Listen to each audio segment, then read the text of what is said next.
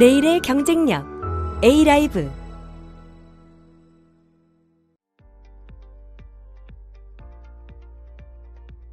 안녕하세요. 동태일산병원 임은정입니다. 지금까지 우리는 장의 전신 건강의 컨트롤 타워라는 사실, 장벽이 무너지면 전신염증으로 이어질 수 있다는 사실, 그리고 그 장벽을 지탱하는 핵심 물질이 바로 뷰트리산이라는 점을 확인했습니다. 그렇다면 이제 가장 중요한 질문이 남았습니다. 우리는 일상에서 무엇을 어떻게 해야 할까요? 많은 분들은 장 건강을 위해 유산균을 매일 챙겨 드십니다. 하지만 유산균을 먹었는데도 별다른 변화를 못 느끼겠다, 그런 얘기를 자주 듣습니다. 그 이유를 저는 이렇게 설명해 드리고 싶습니다. 장 건강을 설명할 때 저는 토양과 씨앗의 비율을 많이 사용합니다. 유익균은 씨앗이고 장내환경은 토양입니다. 아무리 좋은 씨앗을 뿌려도 토양이 척박하면 싹이 트지 못하듯이 장이 산성 환경에 치우쳐 있거나 식이섬유가 부족하거나 점액층이 손상된 상태라면 유익균은 쉽게 자라지 못하고 증식하기 어렵습니다. 결국 장 건강의 핵심은 단순히 특정 유산균을 추구하는 1차적인 접근이 아니라 유익균이 스스로 잘 자랄 수 있는 생태계를 만드는 것입니다. 이것이 바로 장 건강의 선순환 구조입니다.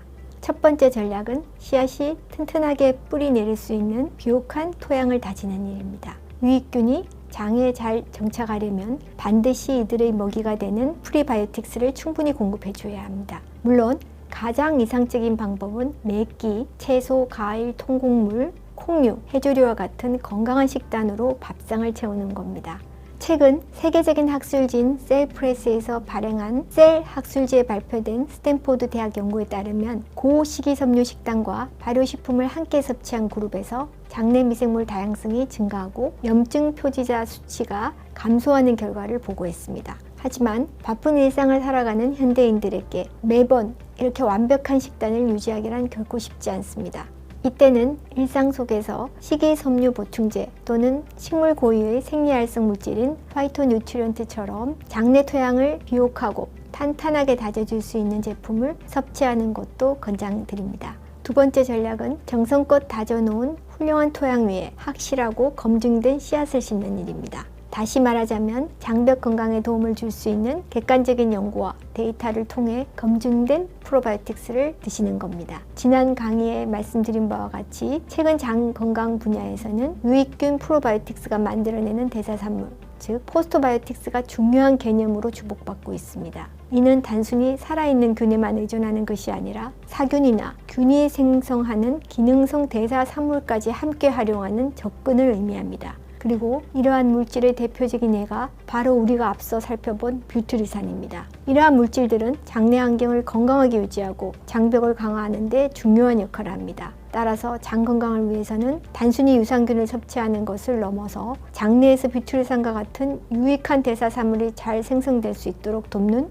균주를 섭취하는 것이 중요합니다. 이러한 균주들은 장벽 기능을 강화하고 면역 기능을 조절하는 데 도움을 줄 수 있습니다. 나아가 장이 전신 건강의 컨트롤 타워로서 역할을 할 수 있도록 합니다. 다시 한번 말씀드리면 장내에서 뷰트리산 생성 환경을 잘 만들어주는 유산균을 섭취하는 것이 장벽 건강을 지키는 핵심 전략입니다. 이를 통해 장은 단순한 소화기관을 넘어 우리 몸 전신 건강을 조절하는 컨트롤 타워로서 기능을 건강하게 유지할 수 있습니다. 마지막으로 강조하고 싶은 것은 건강한 장내 환경은 하루아침에 만들어지지 않는다는 사실입니다. 많은 분들이 장 건강을 관리할 때 마법 같은 즉각적인 변화를 기대합니다. 그러나 우리 장내 미생물 생태계는 하루 이틀 제품을 섭취했다고 며칠 만에 바로 효과가 나타나고 유지되는 것이 절대 아닙니다. 최소 수주에서 수개월 이상 꾸준히 제품을 섭취하면서 무엇보다도 지속적인 생활습관 관리를 병행하는 것이 매우 중요합니다. 즉 장내 유익균이 잘 자랄 수 있도록 섬유질이 풍부한 신선한 음식을 꾸준히 드시고 스트레스를 잘 관리하면서 충분한 수면을 취하는 생활 습관이 중요합니다. 규칙적인 운동 역시 장의 연동 운동을 촉진하고 장내 미생물 다양성을 높이는 데 훌륭한 조력자가 됩니다. 관절에 무리가 가지 않는 범위 내에서 하루 30분 이상 가볍게 숨이 조금 찰 정도의 강도로 걷는 유산소 운동이나 스트레칭 등은 장 기능 개선에 매우 긍정적인 영향을 줄 수 있습니다. 이처럼 장 건강을 꾸준히 관리하는 분들은 단순히 소화가 편해지는 것을 넘어서 피로감도 줄고 피부 상태도 좋아지고 배변도 규칙적이고 그런 긍정적인 신체 변화를 함께 경험하는 경우가 많습니다. 물론 이런 변화가 모두 장 하나 때문이라고 단정할 수 없겠습니다만 최근 연구들에서 장내 환경이 전신염증, 면역, 대사질환 등 다양한 건강 상태와 깊이 연결되어 있다는 사실을 보여주고 있다는 점을 고려하면 장 건강에 신경을 써야 할 것으로 생각됩니다. 결론적으로 장 건강을 위한 전략은 생각보다 복잡하지 않습니다. 균형 잡힌 식단, 충분한 식이섬유, 파이토뉴트리언트, 유산균, 발효식품 많이 섭취하고 적절한 운동하고 충분한 수면, 즉 핵심은 건강한 삶, 나의 생활 패턴과 체질을 잘 이해하고 나에게 맞는 음식과 식단, 운동, 생활 습관을 오랫동안 즐겁게 유지하는 겁니다. 장이라는 기관은 매우 회복력이 뛰어나 올바른 환경만 제대로 조성해주면 스스로 무너진 균형을 되찾고 치유하는 놀라운 능력이 있습니다. 우리가 해야 할 일은 장 스스로가 회복할 수 있도록 묵묵히 좋은 환경을 만들어주는 겁니다.